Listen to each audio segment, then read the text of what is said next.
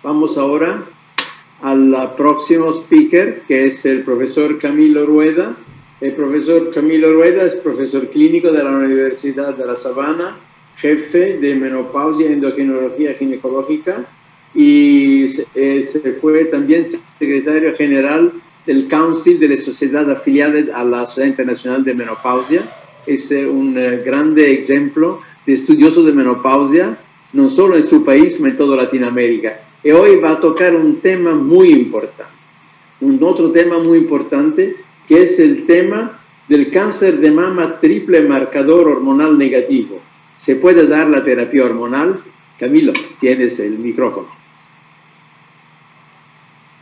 Buenos días y muchísimas gracias, doctora Andrea, por su presentación. Para mí es un placer estar en las jornadas del día de hoy y también compartiendo el panel con colegas y amigos tan ilustres como el doctor Ciceles y el doctor Peter Chedraui.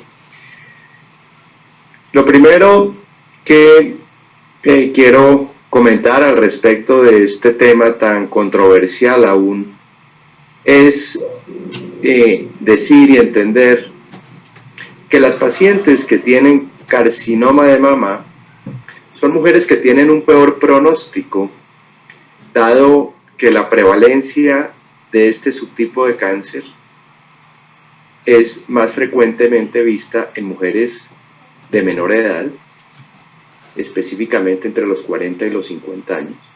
Por fortuna es una proporción bastante menor que el cáncer de mama receptor hormonal positivo, pero de alguna manera el hecho de que estas mujeres sean más jóvenes no puedan ser tributarias de terapia antihormonal de coadyuvancia como lo tienen aquellas que hacen cáncer hormonoreceptor positivo, hace que también su mortalidad sea mayor.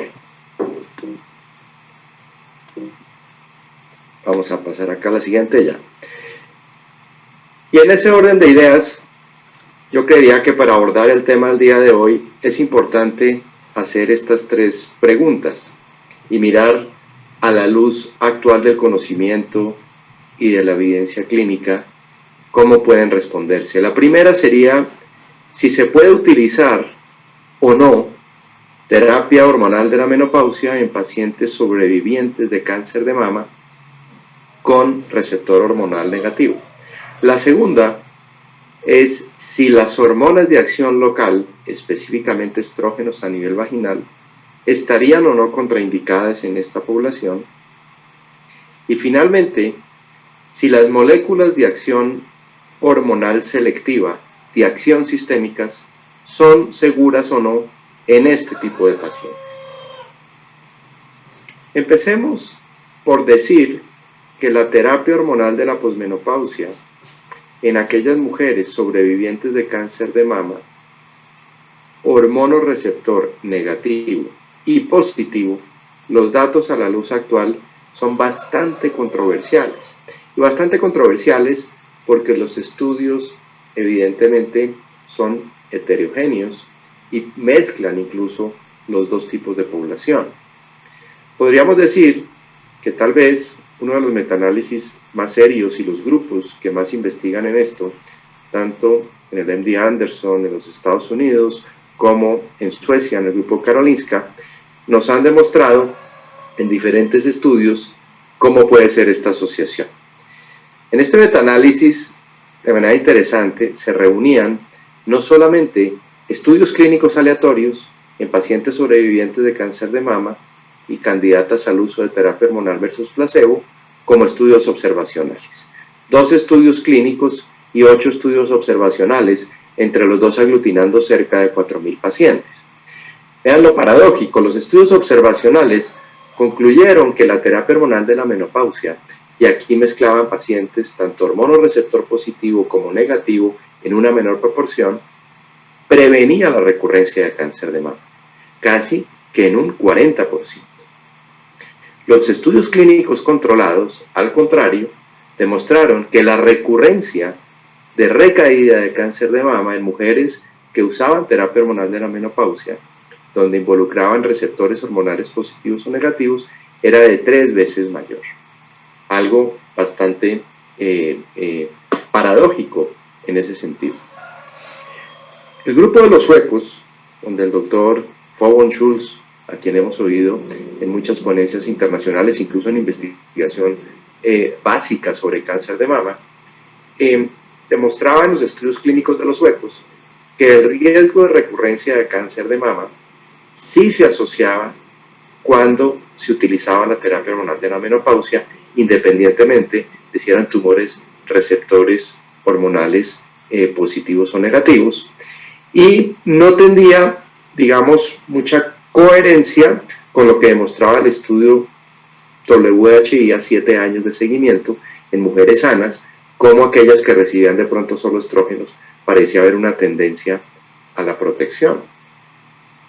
El mismo grupo de los suecos demostró en los estudios clínicos controlados y prospectivos cerca de 2.700 mujeres con antecedentes de cáncer de mama invasivo, receptor hormonal negativo, como aquellas que eran usuarias de terapia hormonal de la menopausia tenían una recaída mayor que aquellas que no eran usuarias de terapia hormonal de la menopausia. Es decir, aquellas que tomaban terapia hormonal sustitutiva, había una recaída del 17 de cada 100, y las que no la tomaban de 30 de cada 100, casi 2 veces más la recurrencia. Pero curiosamente, en este mismo análisis, la tasa de mortalidad fue significativamente menor en aquellas que tomaban terapia hormonal que en aquellas que no. Esto muy probablemente tiene mucho que ver con los efectos protectores a largo plazo de usar la terapia hormonal, sobre todo si hablamos de aquel grupo etario de mujeres entre los 40 y 50 años que ya se deprivan hormonalmente. Y por otro lado, el efecto deleterio de la ausencia de la protección hormonal en esas pacientes con menopausias inducidas, jóvenes, que no tienen ese beneficio protector de los estrógenos. Aquí vemos la completa paradoja, y ahí es donde podemos afirmar que esto es muy controversial y no hay nada definido en los dos grupos poblacionales. Los dos estudios más serios en pacientes con antecedentes de cáncer de mama, publicado por los suecos, tanto el estudio Habits como el estudio de Estocolmo, en mujeres con sobrevida de cáncer de mama y recibiendo terapia hormonal sustitutiva, tanto la receptor hormonal positivo como las negativas, repito, este grupo en una menor proporción. En el estudio Habits, la recaída era significativamente mayor incluso desde el primer año, después del cáncer y después del uso de la terapia hormonal de la menopausia. Pero en el estudio de Estocolmo, no solamente la recaída no se vio, sino en algún subgrupo parecía incluso tener un efecto con tendencia a la protección. Cuando se hace la revisión metaanalítica de estos dos estudios clínicos, se ve que hay sumatoriamente una tendencia al incremento del riesgo de recaída. Por esa razón, hoy por hoy, y podemos responder esta primera pregunta, a nivel mundial está consensuado en decir que pacientes con antecedentes de cáncer de mama, hormonorreceptor positivo y hormonorreceptor negativo, a nivel sistémico no hay datos sólidos que agualen el uso de terapia hormonal de la posmenopausia.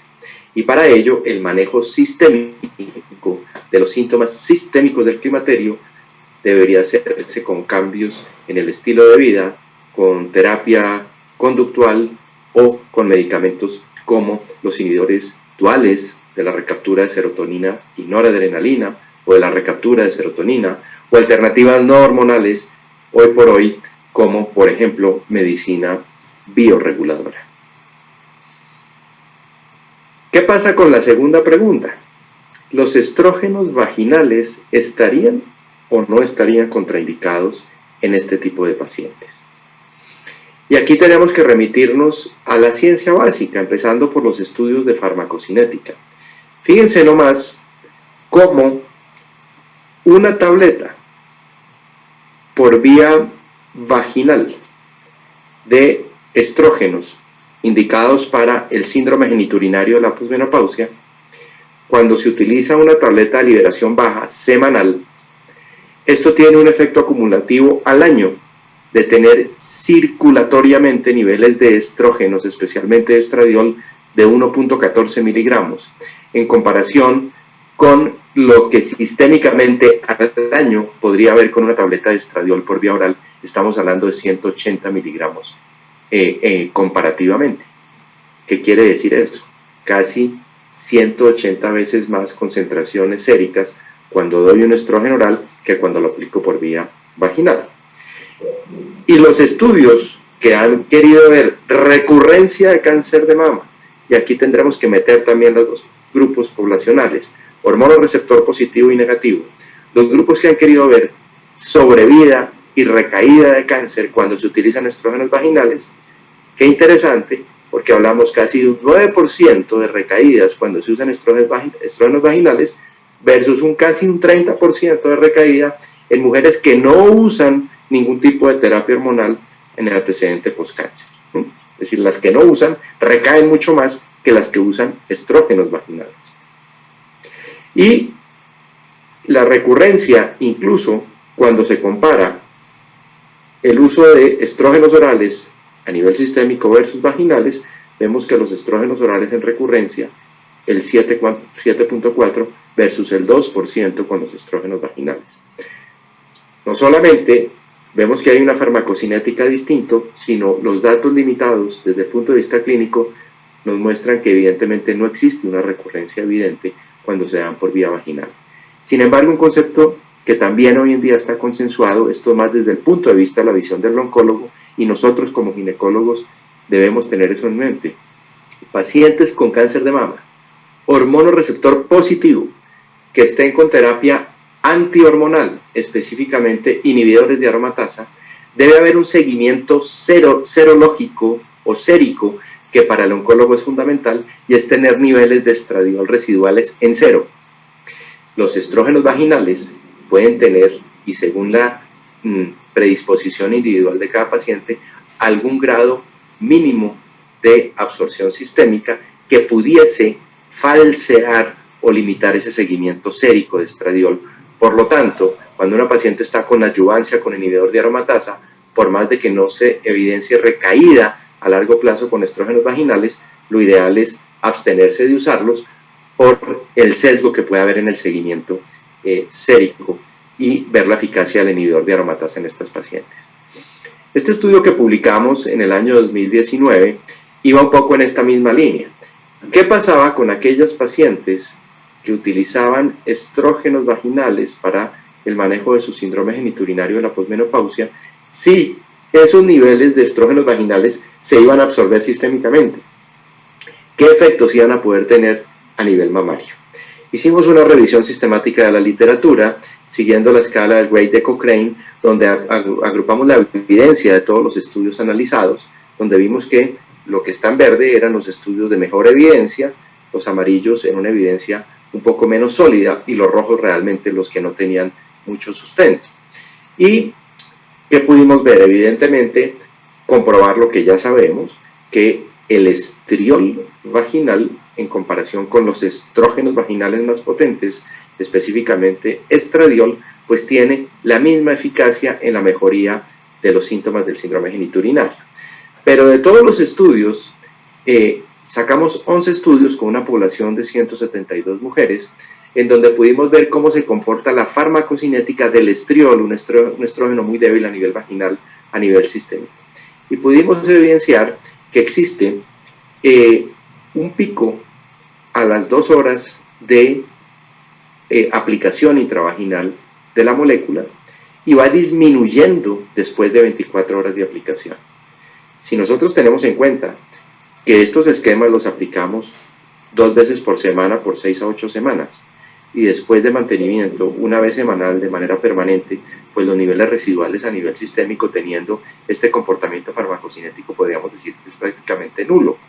Pero además pudimos demostrar o pudimos darnos cuenta que a 6 meses de tratamiento los estudios que mostraban seguimiento con las gonadotropinas se veía que no había retroalimentación entre los niveles séricos de estradiol derivados de la pequeña absorción del estriol vaginal con las gonadotropinas, especialmente la FSH. Cuando esos niveles de retroalimentación son nulos, quiere decir que los niveles séricos son absolutamente residuales para no poder generar esa retroalimentación. Algo similar lo pudimos ver en la guía de lemas sobre las dosis bajas de los estrógenos para el manejo de la atrofia vaginal en la menopausia, con moléculas aún más débiles como el promestieno, que sabemos es un derivado del estradiol diéter y que actúa selectivamente a nivel vaginal. Pues en estas revisiones y en estas guías avalan también al promestieno como una terapia 100% vaginal por existir también cambio o el existir ausencia básicamente de la retroalimentación gonadotrópica a nivel sistémico después del tiempo cuando se ha medido una vez se han utilizado por vía vaginal. Podríamos decir fácilmente que los estrógenos vaginales, ninguna contraindicación en este tipo de pacientes. Y las moléculas de acción selectiva a nivel sistémico, ¿son o no seguras en esta población? Mucha controversia también al respecto por la misma razón del diseño de los estudios y las poblaciones involucradas, tanto con receptores hormonales positivos como negativos. Y dentro de las moléculas selectivas, pues hoy por hoy dentro de lo que contamos tendremos que referirnos a las que han hecho los estudios. Los STIRs como la tibolona o los SERMs.